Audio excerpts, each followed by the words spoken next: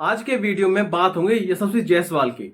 अब जायसवाल की बातें क्यों होंगी और इसका मतलब क्या है, और मैं क्यों जायसवाल के ऊपर बात करने वाला हूं, क्योंकि रन्स बनाए उन्होंने आज, और रन्स बनाए हैं। इसीलिए यहां पर मैं काफी सारी बातें उनके बारे में करना चाहता हूं कि इस मैच से पहले जो सोच थी सभी फैंस की और उसके बाद जो बदली है, मुझे लगता है कि उसमें जमीन आसमान का फर्क है। कैसे, अब मैं बताता हूं आपको। ये वीडियो आपको पूरा देखना पड़ेगा।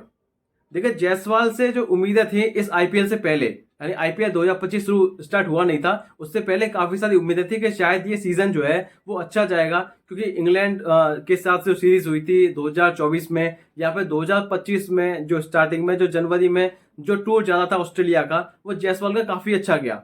तो हमने लगा कि शायद ये जो कॉन्फिडेंस है वो यहाँ पर आईपीएल में झलकेगा, आईपीएल में अच्छा परफॉर्मेंस दिखाएंगे जायसवाल, और दिखाएंगे टी20 में इतने अच्छे प्लेयर क्यों माने जाते हैं वो।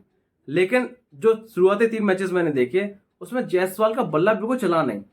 आप सोचिए, अगर 3 मुकाबलों में अगर आपका जो एवरेज है वो 10-15 एवरेज होगा, तो कैसे कोई टीम भरोसा करेगी आपकी। मतलब आप सोचिए, इंडिया टीम में जब भी वर्ल्ड कप होगा, 2026 का वर्ल्ड कप है, जनवरी फरवरी में होगा, तो उसमें काफी सारे सवाल खड़े हुए थे कि आखिर क्या जायसवाल की वापसी हो पाएगी टी20 में, क्योंकि टी20 का जो परफॉर्मेंस है लगातार बेकार होती जा रही है उनकी। क्या उनको प्रेफर किया जाएगा? तो यहाँ पर जो पारी आज खेली है, मुझे लगता है उसका कुछ जवाब तो मिला है। 45 गेंदों में 67 रन की पारी खेली, हालांकि ये काफी धीमी पारी रही है। अगर आप जायसवाल के पॉइंट ऑफ व्यू से सोचेंगे तो वहां पर आपको धीमी पारी लगेगी, क्योंकि 45 गेंद खेल के वो जो खिलाड़ी है वो 85-90 रन बनाता है। लेकिन फिर भी यहाँ पर 67 की पारी भी इतनी बुरी नहीं है। अब ये बात मैं इसलिए भी कह रहा हूँ क्योंकि देखिए, जो मुकाबला हुआ एक दिन पहले, यहाँ पर जो मुकाबला हुआ था गुजरात और लखनऊ का जो मैच हुआ था, उस वाले मुकाबले को हम देखें तो यहाँ पर जो मार्करम थे वो अच्छी बल्लेबाजी कर रहे थे, लेकिन 38 गेंदों 53 की पारी खेली उन्होंने। कोई ऐसा नहीं है उन्होंने बहुत बड़ी पारी खेली हो, 38 गेंद 53 की पारी कोई ज्यादा बड़ी नहीं होती इस समय। लेकिन फिर भी उनके रन्स जो है काम कर गए, फॉर्म उनकी नहीं थी, अच्छी लग रही थी, इसलिए वो रन्स काम कर गए। ऐसे ही मैं इस वाले इनिंग के बारे में बात करूंगा, क्योंकि जायसवाल का बल्ला बिल्कुल चल नहीं रहा था, लेकिन उस लिहाज से देखें तो मुझे लगता है कि रन्स जो है काफी अच्छे हैं।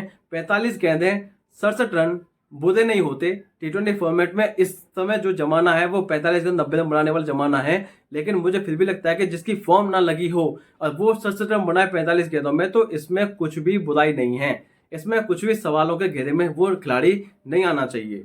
तो मेरा मानना ये है, अगर फॉर्म में है आप, और फॉर्म में होने के बावजूद भी अगर इतने कम बॉल में इतने ज्यादा बना रहे हैं, या फिर जितने ज्यादा बॉल में कम रन बना रहे हैं, तो इसका मतलब सवालों के घेरे में आप रहेंगे।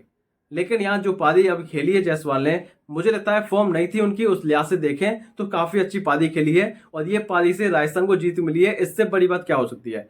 आपको स्टार्ट मिला, आपने पावर प्ले में विकेट गंवाया नहीं, और ऊपर से आपने विकेट्स लिए यहाँ पर पंजाब के बॉलिंग में।